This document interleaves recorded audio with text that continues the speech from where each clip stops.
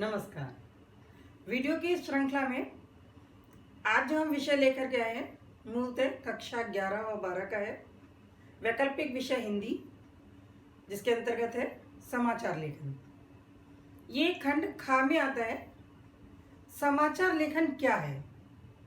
कोई भी ऐसी ताजी घटना, विचार या समस्या की रिपोर्ट जिससे अधिक से अधिक लोग प्रभावित हो रहे हों, बहुतायत लोगों की रुचि जुड़ी हो, बहुत से लोगों की रुचि जुड़ी हो, उसे समाचार कहते हैं।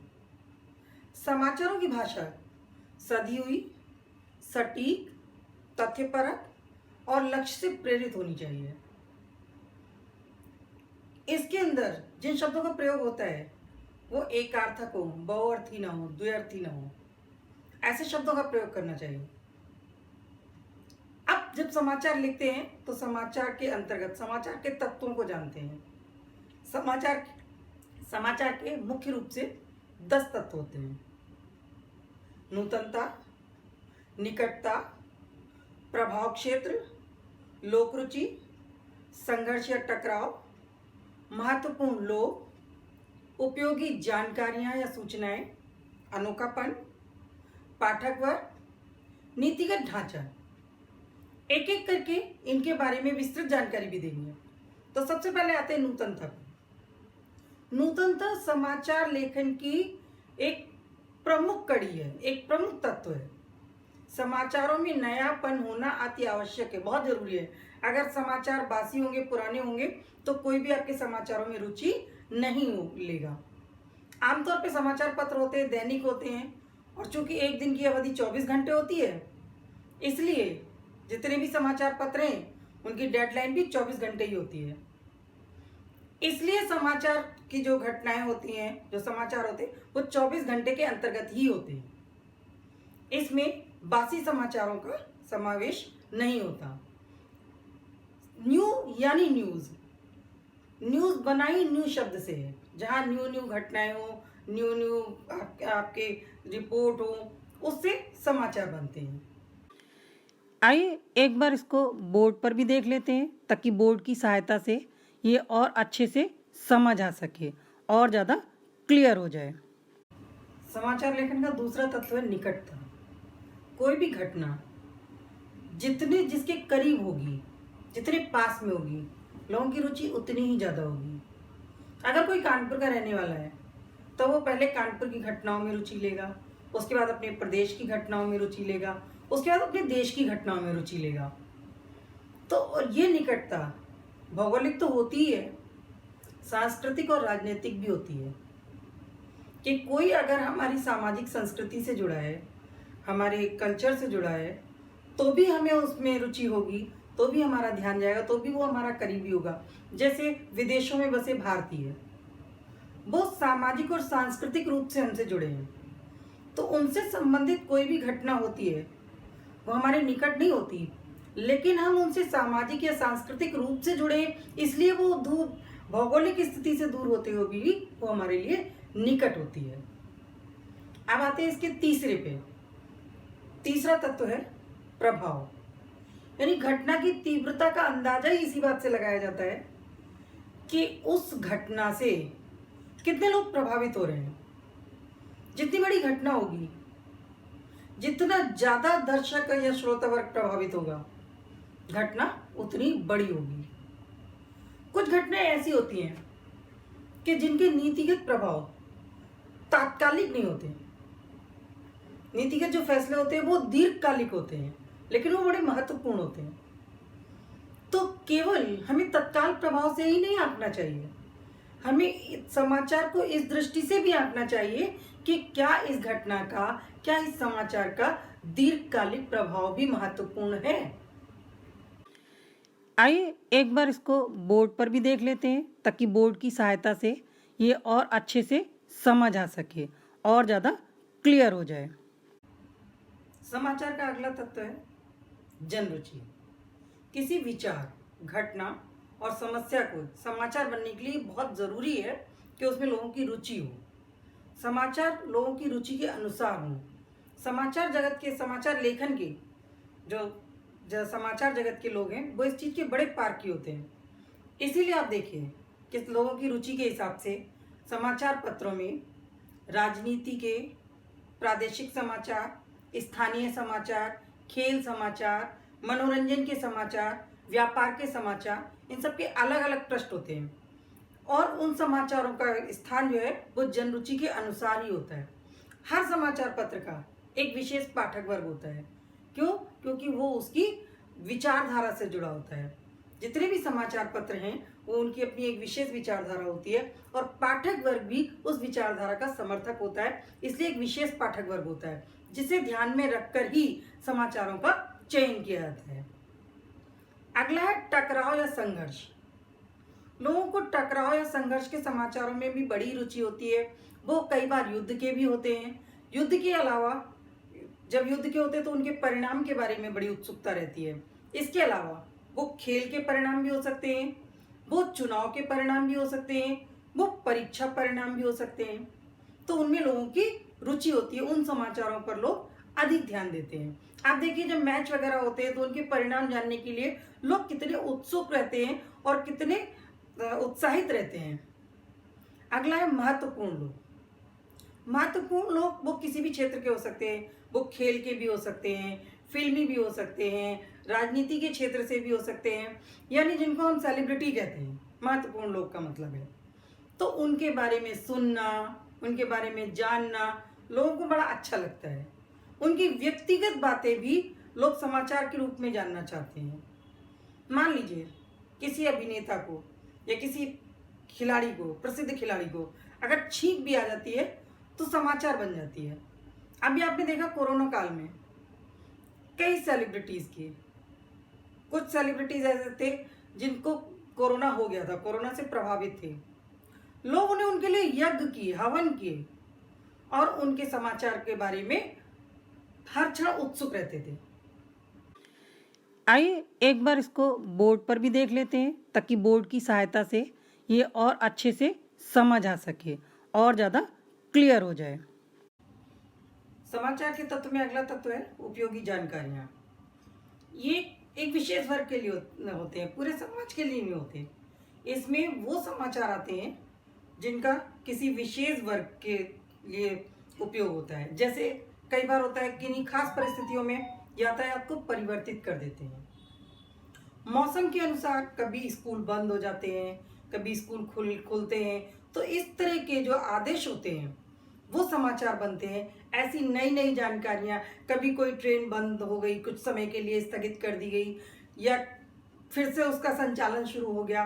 तो इस तरह के जो समाचार होते हैं, नए नए समाचारों का सृजन होता है।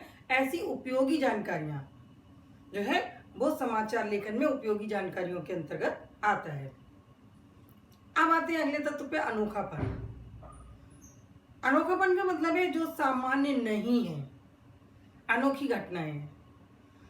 ऐसी विचित्र घटनाएं कई बार होती हैं। आपने देखा होगा कि कई बार विचित्र बच्चे ने जन्म ले लिया, उसके 2 सिर हो गए या कुछ और विचित्र स्थिति हो गई और लोग उसको पूजने लगे। इसके अलावा भूत प्रेत का साया, ये भी विचित्र है, सामान्य नहीं है। एक बहुत पहले आपने सुना होगा कि लोगों ने कहा गणेश जी की मूर्ति जो है दूध पी रही है। अब बहुत लोगों ने कहा हमने भी पिलाया, हमारा भी पी लिया। तो इस प्रकार के जो समाचार होते हैं विचित्र होते हैं, जो सामान्य नहीं होते हैं, जिनमें अनोखापन होता है। उस प्रकार के समाचार इस अनोखापन के समाचार के अंतर्गत आते हैं। अब आते हैं पाठक वर्ग। कोई भी समाचार पत्र हो, टीवी चैनल्स हो, इनसे प्रसारित होने वाले कार्यक्रमों का एक विशेष पाठक, दर्शक या श्रोता वर्ग होता है। उस समाचार पाठक की, दर्शक की उसी तरह की रुचि होती है। क्यों? क्योंकि समाचार पत्र पढ़ने वाले जो होते हैं वो उस विचारधारा से जुड़े होते हैं। कोई भी मीडिया है, कोई भी समाचार पत्र है, वो एक विशेष विचारधारा के अंतर्गत होता है। तो जो पाठक वर्ग उस विचारधारा से संबंधित होता है, उस विचारधारा को पसंद करता है, वो उसी समाचार पत्र को पढ़ना चाहता है। और समाचार पत्र के जो संपादक होते हैं वो इस चीज को भली भांति जानते हैं कि पाठक वर्ग की रुचि किस में है।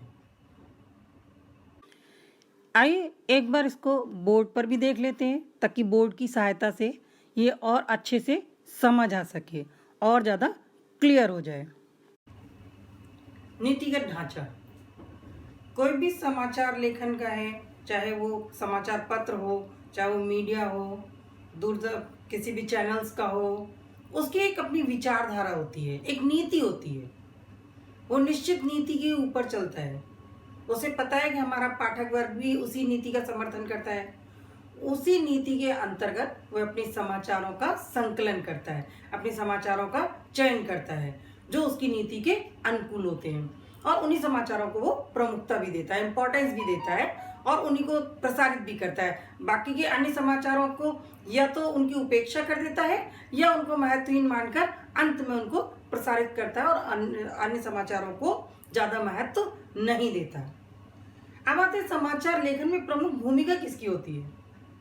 समाचार लेखन में समाचार जो हम लोगों को देखने को मिलते हैं, तो उसमें समाचार संकलन करने वाले की, संवाददाताओं की प्रमुख भूमिका होती है। यानी जो रिपोर्टर्स होते हैं वो लाते हैं, फिर लाने के बाद एक संपादक मंडल होता है। उस संपादक मंडल में उन समाचारों को रखा जाता है और फिर उनको छापने योग्य बनाया जाता है। वहाँ ये तय किया जाता है कि कौन सा समाचार कितना बड़ा छापना है और कितना इसको स्थान देना है, कितनी इसको प्रमुखता देनी है। अब आते हैं समाचार माध्यमों में काम करने वाले पत्रकारों की। तो इसमें 3 प्रकार के पत्रकार होते हैं। पूर्णकालिक, जो कि पूर्ण वैतनिक होते हैं, अंशकालिक पत्रकार, फ्रीलांसर पत्रकार, इनको स्वतंत्र पत्रकार भी बोलते हैं। आइए एक बार इसको बोर्ड पर भी देख लेते हैं, ताकि बोर्ड की सहायता से ये और अच्छे से समझ आ सके और ज़्यादा क्लियर हो जाए। समाचार लेखन में पत्रकारों के प्रकार तो 3 प्रकार होते हैं। सबसे पहले आते हैं पूर्णकालिक पत्रकार। पूर्णकालिक पत्रकार किसी भी समाचार संस्थान में, किसी भी इंस्टीट्यूट में जो समाचार से संबंधित है, चाहे वो प्रिंट मीडिया हो या इलेक्ट्रॉनिक मीडिया हो, ये नियमित वेतन भोगी होते हैं। ये उसके नियमों से, उसकी शर्तों से बंधे हुए होते हैं। पूर्णकालिक इसलिए होते हैं कि इनको सैलरी के साथ साथ जो उस संस्था से जुड़ी अन्य सुविधाएं होती हैं वो भी प्राप्त होती हैं, इसलिए ये पूर्णकालिक होते हैं। नंबर 2, अंशकालिक पत्रकार, स्ट्रिंगर भी इनको कहते हैं। ऐसे पत्रकार किसी भी संगठन के लिए एक निश्चित मानदेय, यानी एक निश्चित सैलरी पे काम करते हैं। वो एक से अधिक समाचार पत्रों को या इलेक्ट्रॉनिक मीडिया के संगठनों को अपनी सेवाएं देते हैं। वो पूर्णकालिक नहीं होते, उनको बाकी की अन्य सुविधाएं जो पूर्णकालिक वाली होती हैं वो प्राप्त नहीं होती। वो एक निश्चित सैलरी होती है उनको, बस उसी पर काम करते हैं। फ्रीलांसर, ये किसी से भी बंधे नहीं होते, स्वतंत्र पत्रकार होते हैं, और ये वेतन भोगी भी नहीं होते। काम के आधार पर इनका भुगतान होता है। तो ये एक से अधिक संगठनों से, समाचार संगठनों से अपना संबंध रखते हैं, उनके लिए काम करते हैं, और जितना काम करते हैं उस काम के आधार पर इन संगठनों से इनको वेतन प्राप्त होता है। तो ये तो थे समाचार लेखन में पत्रकारों के प्रकार। अब आते हैं एक महत्वपूर्ण प्रश्न जो अक्सर बोर्ड में आता है, समाचार लेखन की उल्टा पिरामिड शैली। ये 1 नंबर का होता है उल्टा पिरामिड शैली। पिरामिड हमारा ऐसा होता है, ऐसा ट्रायंगुलर। उल्टे का मतलब है हमारा ऊपर का हिस्सा चौड़ा, नीचे उससे कम होता चला जाता है। यही समाचार लेखन की उल्टा पिरामिड शैली है।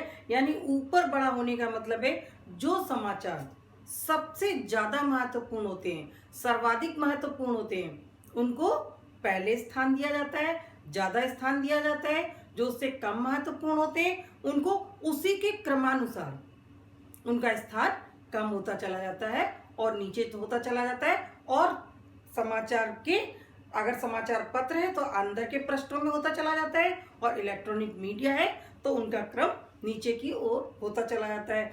जो सबसे कम महत्वपूर्ण समाचार होते हैं वो सबसे अंत में लिखे जाते हैं। आइए एक बार इसको बोर्ड पर भी देख लेते हैं, ताकि बोर्ड की सहायता से ये और अच्छे से समझ आ सके और ज़्यादा क्लियर हो जाए। समाचार लेखन में ककार। समाचार लेखन में ककार का बहुत महत्व होता है। तो सबसे पहले जानते हैं ककार होते क्या है। ककार होते हैं का शब्द अक्षर से शुरू होने वाले शब्द। जैसे पंजाबियों में 5 ककार होते हैं, समाचार लेखन में 6 ककार होते हैं। जब कोई भी घटना घटित होती है तो इन 6 ककार का प्रयोग किया जाता है, जो कि बहुत महत्वपूर्ण है। इनका काफी महत्व होता है। जब घटना घटित हुई तो क्या हुआ, सबसे पहले होता है क्या हुआ, फिर क्या होने के बाद कब हुआ, दूसरे नंबर पे आता है। तीसरे नंबर पे आता है कहाँ हुआ। चौथे नंबर पे आता है कौन, यानी किसके द्वारा हुआ, करने वाले कौन कौन लोग थे। पांचवें नंबर पे आता है कैसे हुआ, और छठवें नंबर पे आता है क्यों हुआ, यानी होने का कारण क्या था। इन्हीं 6 ककारों के मिश्रण से जब ये पूरे 6 ककार होते हैं तभी समाचार को पूर्ण संतुष्टि मिलती है, यानी समाचार संपूर्ण होता है। अब आते हैं समाचार लेखन के अंग। तो इसके प्रमुख 3 अंग होते हैं। सबसे पहले शीर्षक। कोई भी चीज हम लिखते हैं तो सबसे पहले शीर्षक होता है कि उस समाचार का हम हेडिंग क्या डालें, शीर्षक क्या डालें। उसके बाद होता है उसका मुखड़ा, जिसको हम इंट्रो कहते हैं, और तीसरा निकाय या बॉडी। तो समाचार की जो सबसे पहले की 2-3 पंक्तियां होती हैं, ऊपर की जो 2-3 लाइनें होती हैं, वो समाचार लेखन की मुखड़ा या इंट्रो होती है। इसके अंतर्गत सबसे पहले यही आता है, इसके अंतर्गत 4 ककार आते हैं। क्या हुआ, कब हुआ, कहाँ हुआ, और इसको करने वाले कौन कौन थे, अर्थात किसके द्वारा हुआ। ये तथ्यात्मक जानकारी होती है, इसमें विवरण या विश्लेषण नहीं होता मुखड़े में। अब आते हैं कैसे और क्यों। इसका स्थान समाचार लेखन के निकाय अर्थात बॉडी में होता है। इसमें समाचार का विस्तृत वर्णन होता है, विस्तार से इसका वर्णन किया जाता है कि कैसे हुआ। कोई भी घटना घटित हुई तो वो कैसे हुई और क्यों हुई। सबसे अंत में आता है क्यों हुई। इसमें घटना घटित होने के कारणों का विश्लेषण होता है। इस क्रम का निर्धारण ही इसी आधार पर होता है और इसीलिए किया गया है ताकि पाठक, दर्शक या श्रोता की रुचि सबसे पहले घटना के तथ्यों की जानकारी में होती है, उसके बाद उसके विवरण में, और अंत में उसके कारणों में और विश्लेषण पर सोचना चाहता है। आप देखिए इस समय कितनी महत्वपूर्ण घटनाएं घटी हैं, जिनके बारे में सबसे पहले यही होता है क्या हुआ, कब हुआ, कहाँ हुआ, और करने वाले कौन कौन लोग थे। आइए एक बार इसको बोर्ड पर भी देख लेते हैं, ताकि बोर्ड की सहायता से ये और अच्छे से समझ आ सके और ज़्यादा क्लियर हो जाए। तो ये था समाचार लेखन और पत्रकारिता से संबंधित संपूर्ण विवरण। मुझे उम्मीद है कि आपको ये विवरण पसंद आएगा, क्योंकि ये बहुत उपयोगी है, और आप वीडियो को अंत तक देखें और इस वीडियो को शेयर और लाइक अवश्य करें। धन्यवाद।